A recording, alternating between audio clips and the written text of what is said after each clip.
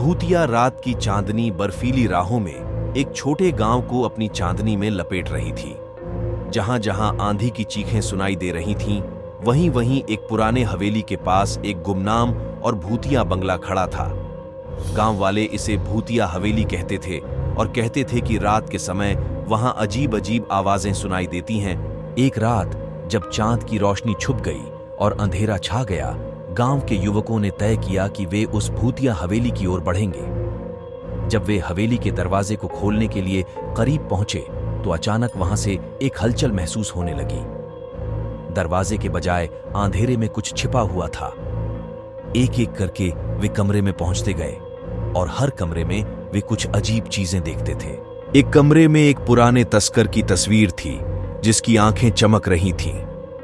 दूसरे कमरे में एक पुराना पियानो बज रहा था जबकि कोई भी वहां नहीं था।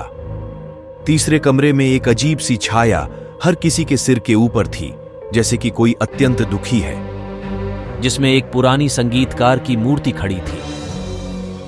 संगीतकार की आंखों से आंसू बह रहे थे और उसके हाथ में एक रागमाला थी।